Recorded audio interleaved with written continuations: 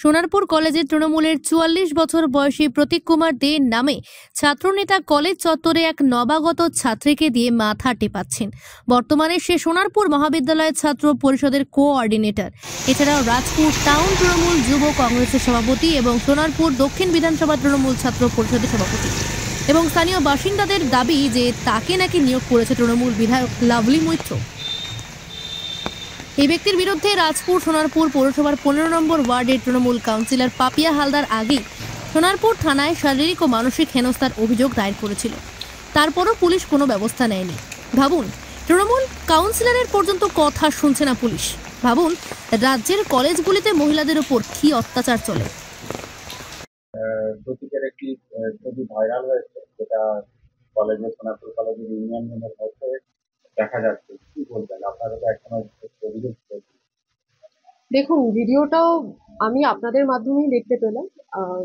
ভিডিওটা ভীষণ লজ্জাজনক একটা বিষয়। লজ্জাজনক বলছি তার কারণটা হচ্ছে যে আমি নিজে ওই কলেজের প্রাক্তনী। তো আজকের দিনে দাঁড়িয়ে এই যে ঘটনাটা, আমি বলবো যে এটা একেবারে নতুন নয়, এটা কাম্য কিছুটা ছিল। তার কারণ আপনারা প্রত্যেকেই জানেন, আপনারা মিডিয়াটা কভার করেছিলেন। তো যে আমি এর আগেও ওর এগেনস্টে ওর কি কি কার্যকলাপ, আমাকে কিভাবে ফিজিক্যালি মেন্টালি হ্যারেস করা হয়েছিল, সেই সমস্ত কিছু নিয়ে আমি জানিয়েছিলাম এর আগে, আপনারা কভার করেছিলেন। তো এইটা আমি বলবো কাম্য ছিল। তাকে যদি মানে তার যদি প্রমোশন করা হয় এই ঘটনাগুলো জানার পরে, তাকে যদি কোনোভাবে আরো বেশি দায়িত্ব দেওয়া হয়, ছাত্রদের দায়িত্ব দেওয়া হয় বা যে কোনো জায়গায়, আমি তো শুনলাম নাকি তাকে দক্ষিণ বিধানসভার একটা ছাত্র দায়িত্ব দেওয়া হয়েছে, কলেজেরও দায়িত্ব দেওয়া হয়েছে পর্যবেক্ষক। আমি জানি না এই বিষয়গুলো সম্বন্ধে, আমি কখন দেওয়া হয়েছে, কেন দেওয়া হয়েছে, কে দিয়েছে, এই বিষয়গুলো সম্বন্ধে আমি একদমই জ্ঞাত নই। কিন্তু যদি দায়িত্ব দেওয়া হয় তো সে তো এই কাজগুলো করবেই, সে তো করবে, আগে থেকে জানাই, কথাটা কাম্যই ছিল। কি বলবেন? ও বলছে যে এটা এআই বানানো হয়েছে। যদি এআই ভিডিও বলে থাকে তাহলে বলবো যে দেখুন, ওটা যে আমি তো দেখেছি, একবার না অনেকবারই দেখেছি ভিডিওটা। আজকের দিনে দাঁড়িয়ে ওটা যে এআই ভিডিও নয়, এটা মানে বুঝতে গেলে কাউকে এডিটর হওয়া লাগে না বা স্পেশাল কিছু নলেজ হওয়া লাগে না। এটা যে কোনো মানুষ দেখলে আজকের দিনে দাঁড়িয়ে বলতেই পারবে, বুঝতেই পারবে যে এআই ভিডিওটা ঠিক কেমন হয়। প্রচুর অরিজিনালিটি থাকে এআই এর মধ্যে, কিন্তু এআই এআই হয় আর অরিজিনালি হয়, যে কেউ দেখলে বুঝতে পারবে। কি বলবেন? একের পর এক আপনাকে ইনস্টল করেছিল, তারপরে এই গুরুত্বপূর্ণ পদ একের পর এক, কি বলবেন? দেখুন, আমি বলবো যে এটা আমাদের তৃণমূল দলের সংস্কৃতি নয়। এটা দলকে জানানো হয়েছে, দল অবশ্যই ব্যবস্থা নেবে। অবশ্যই আমি আশাবাদী যে এই বিষয়গুলো সম্বন্ধে তো জানা ছিল না, দলেরও জানা ছিল না এই সমস্ত কিছু বিষয়গুলো সম্পর্কে।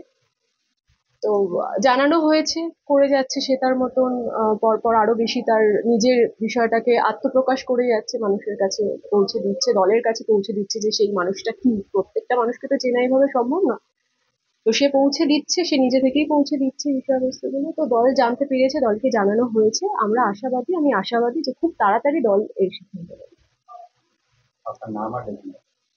আমার নাম পাপিয়া হালদার, রাজপুর সোনারপুর পৌরসভা 15 নম্বর ওয়ার্ডের কাউন্সিলর। কিছুদিন ধরে আমরা রাজ্যে কলেজে কলেজে তৃণমূল কংগ্রেসের টিএমসিপির নেতাদের দাপাদাপি নোংরামি দেখছি। তারই প্রতিফলন আজকে সোনারপুর কলেজে দেখলাম।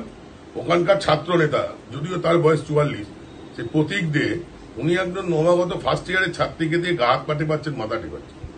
এরম নোংরামো তৃণমূল ছাড়া পারবে না।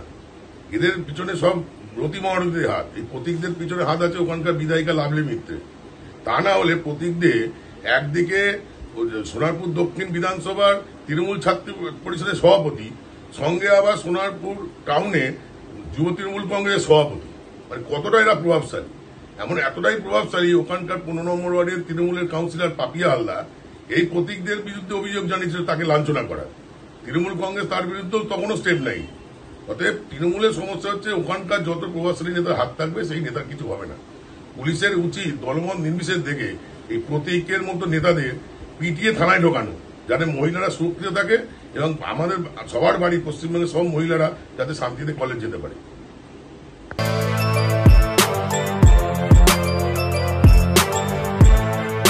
এখন অনেক বড় শ্রী লেদার্স, হাওড়া ময়দান। আপনি কি জটিল কিছু সমস্যায় ভুগছেন, সমাধান পেতে চান? যোগাযোগ করুন প্রখ্যাত জ্যোতিষ ও তান্ত্রিক মনসারাম ভট্টাচার্যের কন্যা মনসা কন্যার সাথে। প্রখ্যাত জ্যোতিষ ও তান্ত্রিক মনসা কন্যা হাওড়া জানবাড়ি ও হাতিবাগানের নিজস্ব মন্দিরেও বসেন। যোগাযোগ 9830106967 আর 9239655323।